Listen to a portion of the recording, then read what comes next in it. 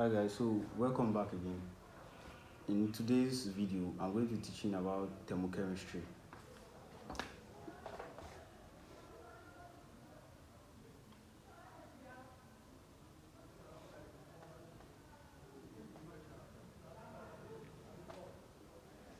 Thermochemistry, and the basic concept about thermochemistry is how how chemical reactions produce heat, how reactions absorb heat, and how they evolve heat during the reaction. Those are the basic things that we are studying in thermochemistry.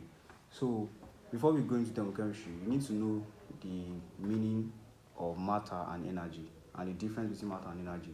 Matter is there are tangible things around us. They occupy space. Like this marker is a matter, the board is a matter, I'm also a matter. Why energy is they are intangible. Like you can't hold them, you can't touch them, but you can feel it.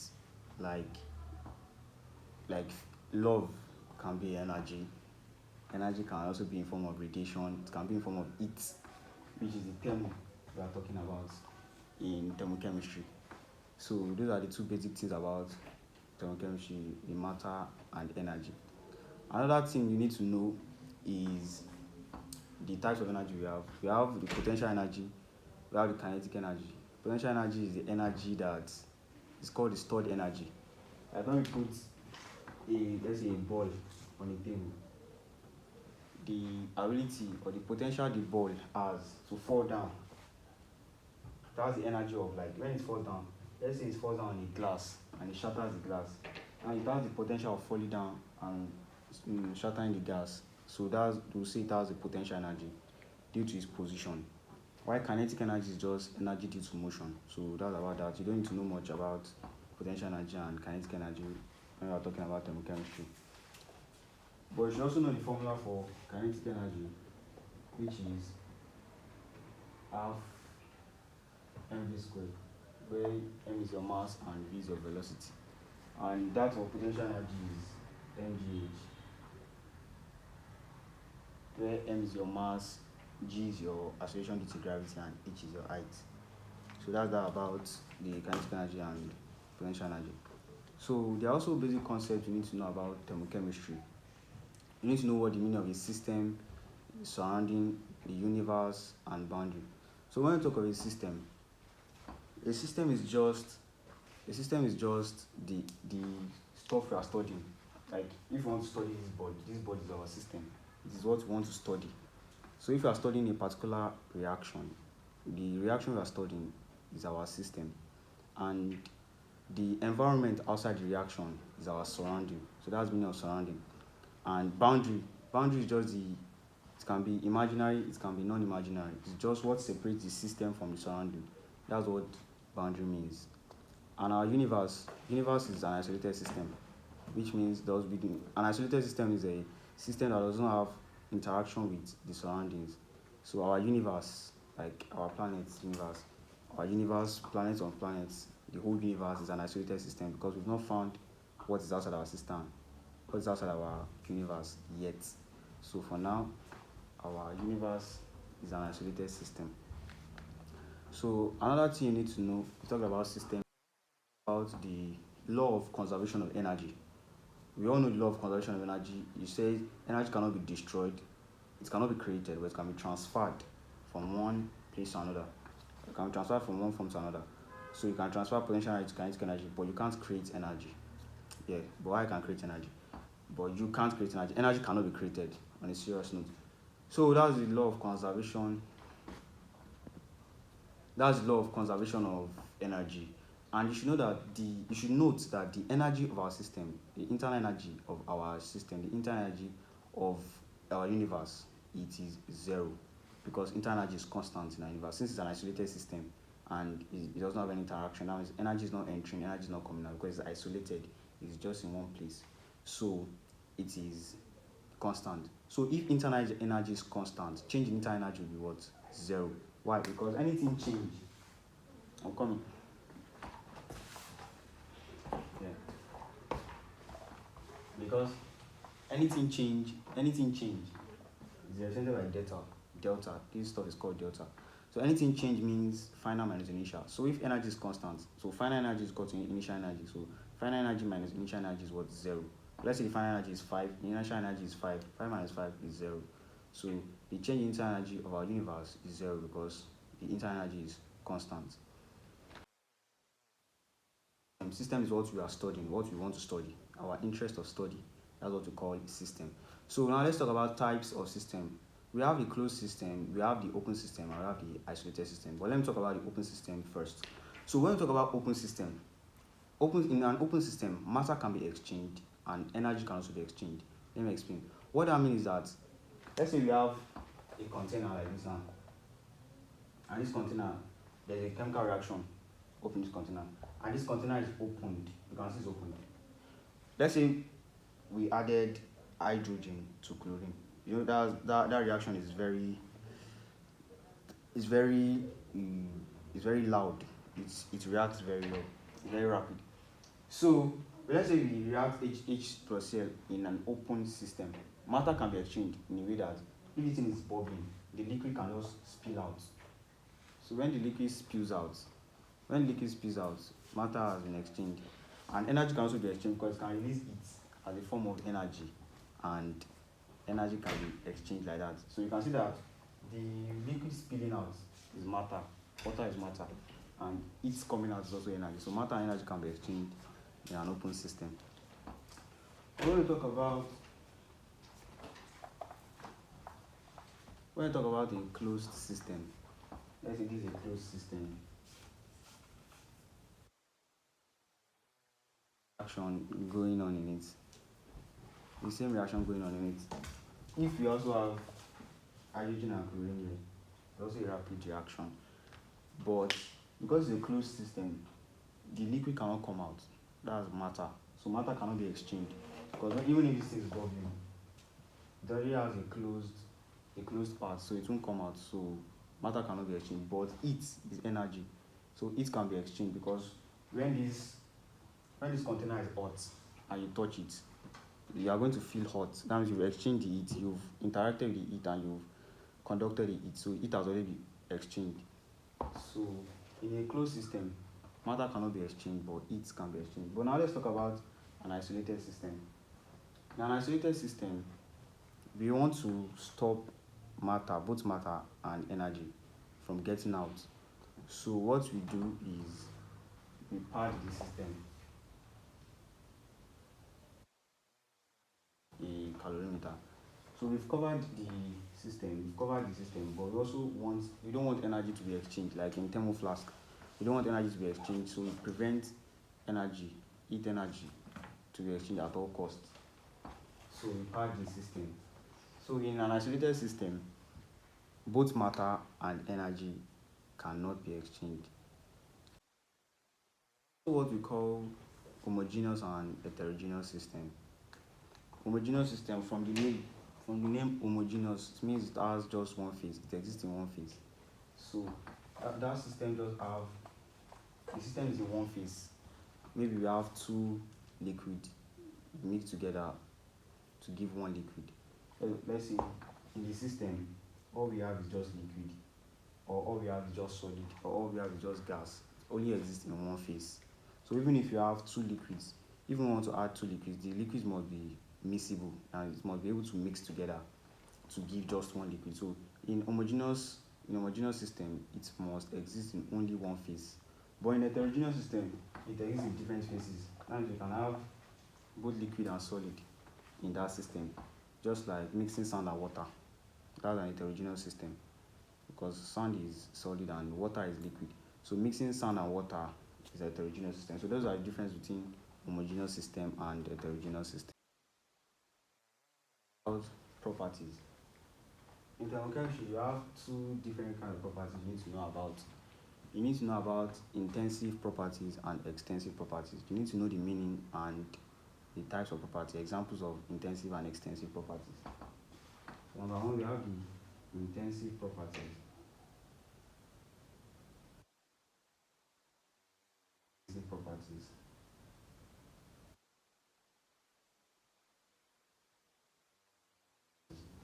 So what we mean by intensive properties? These properties don't depend on mass.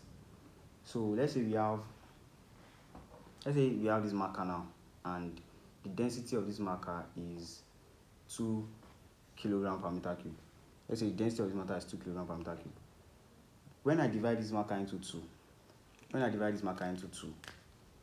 if I look for the density of this half, it's also going to be 2.5 kilogram per meter cube, and this one is also going to be 2.5 kilogram per meter cube, irrespective of how small or how big it is. As far as the same marker, it's going to have the same density, and that's what happens to water. The amount of water present in your cup is 1 kilogram per meter cube. The one in the ocean it also have the same density. So maybe it's in the Pacific Ocean, or the one at the back of your house, or the one in your cup, the one you are drinking. Everything has the same density, and that's what we call intensive property. So density is an intensive property because it doesn't depend on mass. No matter how big or small the object you are considering, it always has that property. And we also call this intensive property qualitative properties, and the extensive property is called quantitative because those one depends on mass. So example of intensive properties are density, refractive index, specific heat capacity, boiling points, melting points, and so on. So from the definition of intensive property, you should know that of extensive properties are as properties that depend on mass, just like heat capacity. Heat capacity depends on mass, like mass also depends on mass, and so on like that. So you should know the difference between intensive and extensive property. You should also know that internal energy is extensive property, not intensive property. Internal energy is extensive property. Entropy is also extensive properties. Let's talk about processes, thermodynamic processes that we have. So there are some thermodynamic processes that we have that you should be familiar with. The first one I'm going to be explaining is the isothermal process. Isothermal process, number one, that's the isothermal process. Isothermal. From the word thermal, you should know we are talking about heat. Can you see my hand out? From the word thermal, you should know we are talking about heat and heat or temperature. So this iso here means constant. So iso means constant temperature. So isothermal process are process with constant temperature. So that's the key point you should note about isothermal processes. They have constant temperature. So you can say dt is 0. Or this d means change, but dt or change in t. Let's just call it dt or change in t.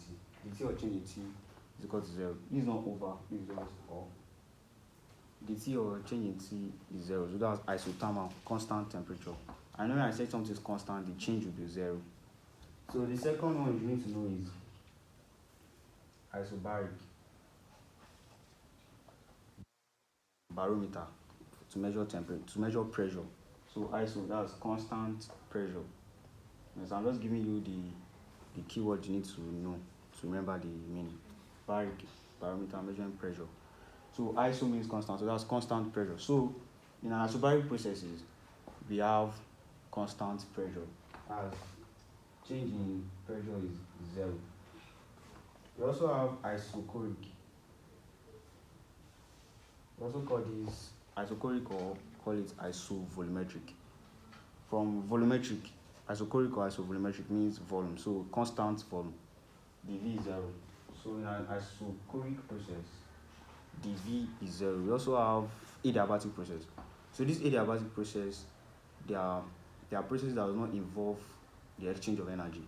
So adiabatic process, if you consider an adiabatic system, energy does not enter the system and energy does not leave. It's just like an isolated system. Yes. So adiabatic process. In adiabatic process, change in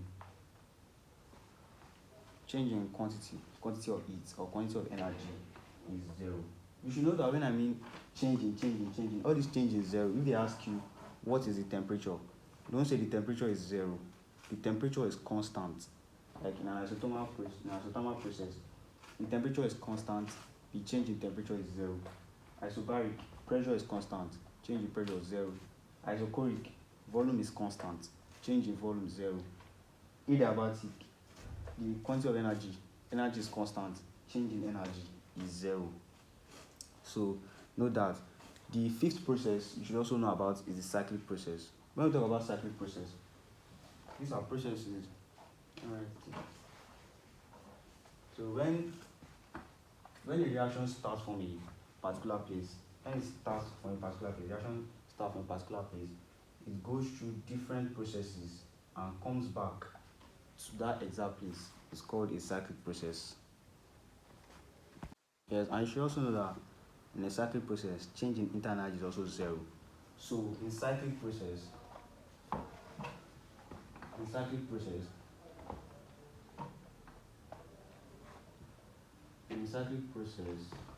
the change in internal energy is also 0. In adiabatic, change in internal energy is also 0. This Q is also energy, quantity of energy is also 0. So what other thing? Yeah, you need to know you need to know the meaning of path function and state function. So from the word path, it means these stuffs, they follow paths, they follow a way, they follow a path, they follow a way. So path functions are functions that their change depends on the path followed. They don't depend on the initial and final state, they depend on the path followed. And the only path function that we have is work. While state function, they are independent of the path followed, but they just depend on the final state and the initial state. So when we have volume now, pressure, volume, temperature, they are state functions. Path functions, work. So let's talk about pressure now. Let's say pressure. Pressure is a state function. You can have change in pressure, and change in pressure is P2 minus P1. That's change in pressure. Change in volume. P2 is final, P1 is initial. So that's why you say state function, they depend on final and initial state. Volume, V2 minus V1.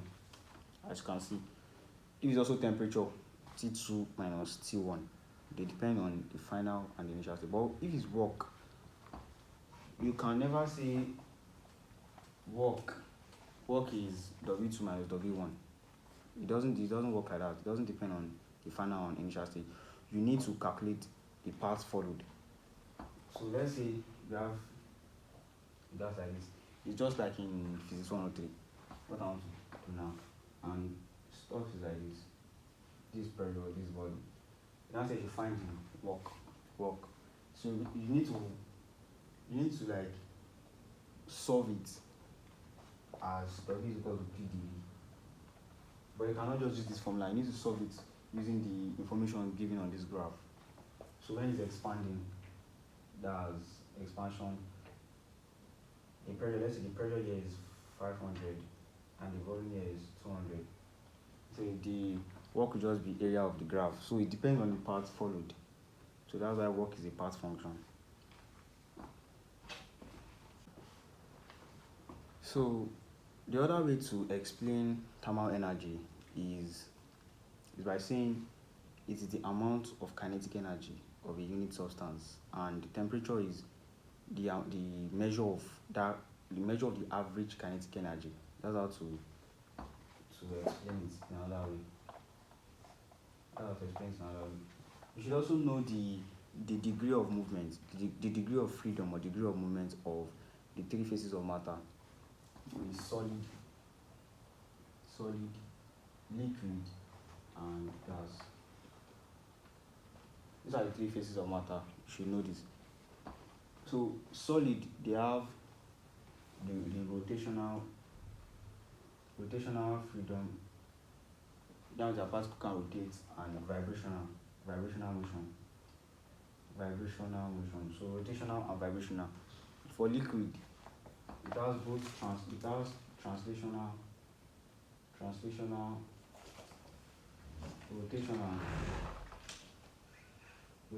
and vibrational. So for solid, just rotational and vibrational. For liquid, both translational, rotational, and vibrational. While for gas, it also has rating, translational, rotational, and vibrational. Just that the degree of movement of gas is very high, like it's higher, is even the highest compared to both liquid and solid. So note that solid does not have translational motion, and their particle does not translate, it just rotates and vibrates in a fixed position. While liquid has all, gas has all, but gas has in more degree. I mean, they translate higher, they vibrate more, and they rotate more.